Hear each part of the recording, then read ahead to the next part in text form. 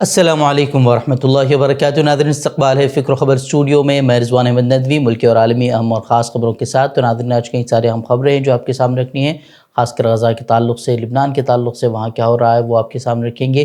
اس کے ساتھ ہی امریکہ میں صدارتی دوڑ میں ڈونلڈ ٹرمپ نے جیت حاصل کر لی ہے، کیا اس کا مشرق وسطیٰ میں جاری جنگ پر کوئی اثر پڑے گا؟ غزہ میں جاری قتل عام پر امریکی صدر ٹرمپ کیا کر سکتے ہیں، کیا نہیں؟ اس کے ساتھ اور بھی مزید اہم خبریں ہیں، تو تمام خبروں کے لیے دیکھتے رہیے خبرنامہ۔ امریکہ میں صدارتی دوڑ میں ڈونلڈ ٹرمپ نے بڑی کامیابی حاصل کر لی ہے اور ایک بار پھر امریکہ کے صدر بن چکے ہیں۔ اب تک کے نتائج کے مطابق ریپبلکن امیدوار Donald Trump 315 electoral college vote لے کر صدر بننے میں کامیاب ہو چکے ہیں۔ ٹرمپ نے اپنے حامیوں سے خطاب بھی کیا اور کہا کہ امریکہ کو اب بہتر کرنے کی ضرورت ہے، ہم بہتر کریں گے، امریکہ کے زخموں پر مرہم رکھیں گے۔ ٹرمپ نے انتخابی منشور میں جنگوں کے خاتمے پر زور دیا تھا اور اب دیکھنا اہم ہوگا کہ ٹرمپ کا اپنی جیت کے بعد مشرق وسطیٰ میں جاری جنگ کو لے کر کیا موقف ہوگا۔ ٹرمپ کی انتخابی تقاریر کی اگر بات کریں تو وہ کملا ہیرس اور جو بائیڈن کو فلسطینی تک کہتے رہے اور اسرائیلی وزیر اعظم کو کھلی چھوٹ دینے کی باتیں بھی ان کے منہ سے سنائی دی تھیں۔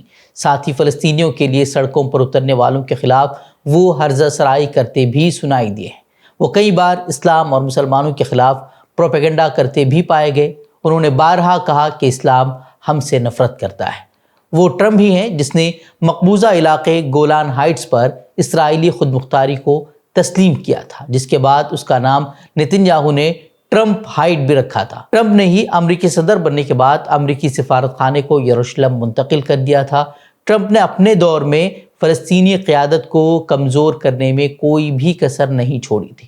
اس نے فلسطینیوں کو دی جانے والی امداد میں بھی کٹوتی کا اعلان کیا تھا، لیکن ان سب کے باوجود اب بھی کئی مسلمانوں کو امید ہے کہ وہ غزہ میں جنگ بندی میں اپنا کردار ادا کریں گے، اور اس مرتبہ انہوں نے مشیگن میں مسلمانوں سے امن لانے کا بھی وعدہ کیا ہے۔ لیکن ٹرمپ کے بارے میں ایک بات بہت ہی زیادہ مشہور ہے کہ وہ جھوٹ اتنی صفائی سے بول لیتے ہیں جس سے کہ شیطان بھی شرما جائے۔ امریکی میڈیا نے ٹرمپ کے دور صدارت میں اس کے 30,573 جھوٹ پکڑے، یعنی کہ روزانہ تقریباً 21 جھوٹ۔ بہرحال جو کچھ ہو وقت کے ساتھ پتہ چل ہی جائے گا کہ مشرق وسطیٰ میں امن کے قیام کے لیے ٹرمپ کا رخ کیا ہوتا ہے۔ کیا وہ امن قائم کرے گا یا پھر تیسری عالمی جنگ کو بلاوا دے گا؟ یہ تو آنے والا وقت ہے۔ غزہ کی اگر بات کریں تو غزہ میں جاری نسل کشی کے درمیان جنگی مجرم نتن یاہو نے ایک اور بڑا قدم اٹھایا ہے۔ اس نے اپنے وزیر دفاع یو گیلینڈ کو برخاست کر دیا ہے۔ پی ایم او نے اس بڑے فیصلے کی وجہ نتن یاہو اور گیلینڈ کے درمیان جنگی انتظام کو لے کر لگاتار بڑھ رہے اختلافات کو بتایا گیا ہے۔ اسرائیلی وزیر اعظم نے اپنے وزیر خارجہ کارٹس کو وزیر دفاع کی ذمہ داری سونپی ہے۔ قابل ذکر ہے کہ غزہ میں قتل عام کے دوران نتن یاہو اور گیلینڈ کے درمیان اختلافات سامنے آ رہے تھے، لیکن اسرائیلی وزیر اعظم نے اپنے حریف کو ہٹانے سے پرہیز کیا تھا۔ مارچ 2023 میں گیلینڈ کو برخاست کرنے کی پچھلی کوشش میں نتن یاہو کے خلاف وسیع پیمانے پر سڑکوں پر مظاہرے شروع ہو گئے تھے، اور اب جب امریکہ میں الیکشن کا دن تھا، اسی روز اسرائیلی وزیر اعظم نے اپنے وزیر دفاع کو ہٹا دیا ہے، اور اب بھی کچھ اسی طرح کی صورتحال جو ہے وہ اسرائیل میں دیکھنے کو مل رہی ہے۔ وزیر دفاع کی برطرفی کے فیصلے کے بعد تل ابیب میں لوگ سڑکوں پر اتر گئے اور اسرائیلی وزیر اعظم کے خلاف نعرے بازی کرنے لگے۔ اسرائیلی پولیس نے اس کے بعد تل ابیب میں مظاہروں کو منتشر کرنے کے لیے طاقت کا بھی جو ہے وہ استعمال کیا ہے۔ غزہ میں اسرائیلی ظلم و ستم جاری ہے۔ شمال غزہ کی کمال عدوان اسپتال کی اگر بات کریں تو وہاں کی اوپری منزل پر اسرائیل نے پھر سے بم برسائے ہیں، جہاں مریض اور پناہ کے متلاشی بچے رہ رہے تھے۔ وہاں کی تصاویر جو ہے وہ سامنے آ رہی ہیں کہ کس طریقے سے بچے جو ہے وہ پریشان حال ہے۔ وہیں بیت لاہیہ اور جبالیہ کیمپ کے آس پاس بھی اسرائیل لگاتار جو ہے وہ بمباری کر رہا ہے، اور جو لوگ وہاں سے نقل مکانی کی کوشش کر رہے ہیں اسے بھی جو ہے وہ نشانہ بنایا جا رہا ہے۔ وہیں مقبوضہ مغربی کنارے کی اگر بات کریں تو وہاں بھی اسرائیلی فوج چھاپہ مار کارروائی کے نام پر وہاں پرتشدد کارروائیاں انجام دے رہی ہے۔ وہاں اسرائیلی بلڈوزر سڑکوں کو تباہ کر رہے ہیں، گھروں میں گھس کر لوگوں کو گرفتار کیا جا رہا ہے، کچھ کو گولیاں بھی ماری گئی ہیں۔ یہ پچھلے 24 گھنٹوں کی بات جو ہے وہ آپ کے سامنے رکھی جا رہی ہے۔ غزہ میں خوراک جو ہے اس کی بھی کمی انتہائی جان لیوا ثابت ہو رہی ہے۔ عالمی ادارہ خوراک کے عہدیدار کے مطابق شمالی غزہ کی پٹی کے 90% آبادی خوراک کے بغیر رہ رہی ہے۔ انہوں نے اونروا پر پابندی پر شدید تشویش کا اظہار کیا ہے، ساتھ ہی غزہ پٹی میں مزید کراسنگ کھولنے پر زور دیا ہے تاکہ بے گھر فلسطینیوں تک امداد وہ پہنچائی جا سکے، لیکن اسرائیلی ظالم حکومت غزہ میں محدود تعداد میں امدادی ٹرکوں کو داخلے کی اجازت دے رہی ہے، جس سے جو سامان سرحد پر پہنچ رہا ہے اس کا ایک بڑا حصہ بھی ضائع ہو رہا ہے اور فلسطینیوں کی مشکلیں بھی وہ بڑھتی جا رہی ہیں۔ وہ اس تعلق سے فلسطین پر اقوام متحدہ کی نمائندہ فرانسسکا البانیز کے مطابق روزانہ صرف 30 ٹرکوں کو غزہ میں داخلے کی اجازت ہے، یعنی کہ 20 لاکھ سے زائد لوگوں کے لیے صرف 30 امدادی ٹرک۔ انہوں نے زور دے کر کہا کہ غزہ میں تباہی کے مقصد کے ساتھ منظم بھوک کے حوالے سے جو کچھ ہو رہا ہے وہ جنگ نہیں بلکہ اسے نسل کشی کہا جانا چاہیے۔ بین الاقوامی فوجدار عدالت کے پروزیکیوٹر کریم خان نے ایک بار پھر نتن یاہو کے خلاف وارنٹ گرفتاری جاری کرنے کا مطالبہ کیا ہے۔ انہوں نے استفسار کیا کہ کیا نتن یاہو کی گرفتاری وارنٹ کے اجرا کے لیے غزہ کے تمام لوگوں کی موت کا انتظار کرنا پڑے گا۔ وہیں لبنان اور اسرائیل کے درمیان بھی وہ حملے جاری ہیں۔ لبنان میں اسرائیلی جنگی طیاروں نے طائر کے کئی علاقوں پر حملہ کیا ہے جس سے شدید وہ نقصان ہوا ہے۔ وہیں عراق میں اسلامی مزاحمتی تنظیم نے اسرائیل پر مزید ڈرون حملوں کا دعویٰ کیا ہے۔ ان کے مطابق اسرائیل کے شہر حیفا میں انہوں نے ایک اہم ہدف پر حملہ کیا ہے۔ تو ناظرین، یہ تھی کچھ غزہ کے تعلق سے خبریں۔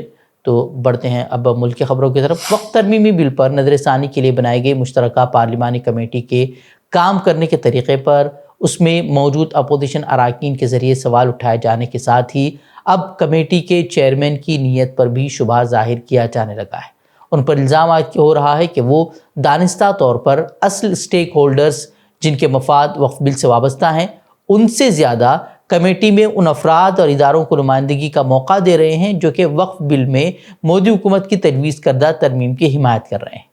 وہی وقف بل 2024 پر حکومت اور اپوزیشن کے درمیان رسا کشی کے درمیان داؤدی بورہ فرقے نے جے پی سی کے اجلاس کے دوران خود کو وقف بورڈ کے دائرے سے باہر رکھنے کی اپیل کی۔ ان کا کہنا تھا کہ اس بل میں ان کے مفادات کا وہ خیال نہیں رکھا گیا ہے۔ انہوں نے مطالبہ کیا کہ ان کی عبادت گاہوں کو وقف کے دائرے سے باہر رکھا جائے اور ان کے انتظام کا حق کمیونٹی کے پاس ہی رہے۔ وہیں جے پی سی کی میٹنگ میں دیگر تنظیموں کے نمائندوں نے شرکت کی اور اپنے خیالات پیش کیے۔ ان تنظیموں نے بل میں کچھ تجاویز اور تبدیلیاں شامل کرنے کے مطالبے کے ساتھ مجموعی طور پر اس کی حمایت کا اظہار کیا ہے۔ یہ وہ تنظیمیں تھیں۔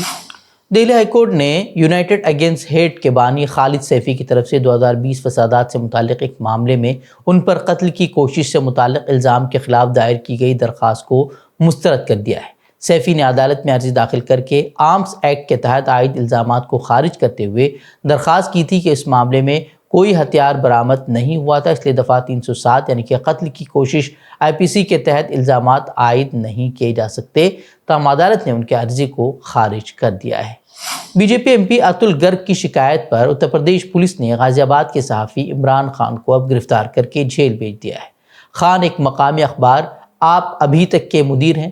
اس سال لوک سبھا انتخابات کے دوران آپ ابھی تک میں گرگ کے بارے میں خبر شائع ہوئی تھی۔ ایم پی کا ماننا ہے کہ اس خبر سے ان کی امیج خراب ہوئی ہے۔ وہیں جرنلسٹ ایسوسی ایشن غازی آباد نے ڈی ایم کے توسط سے وزیر اعلیٰ یوگی آدتیہ ناتھ کو ایک میمورنڈم دے کر عمران خان کی فوری رہائی کا مطالبہ کیا ہے۔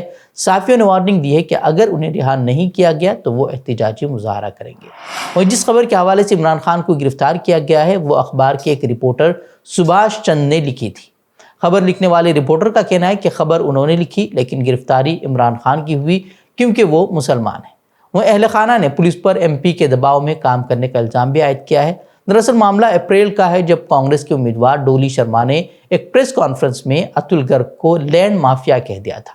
اس خبر کو کئی اخباروں نے کور کیا لیکن اتل گرگ نے عمران خان کا انتخاب کرتے ہوئے ان کی پولیس تھانے میں شکایت کر دی، جس کے بعد انہیں وہ گرفتار کر دیا گیا۔ حالانکہ اس شکایت میں ڈولی شرما کا بھی نام ہے جو کہ کانگریس کی امیدوار تھی، لیکن انہیں گرفتار نہیں کیا گیا، صرف مسلم شخص کو گرفتار کیا گیا ہے۔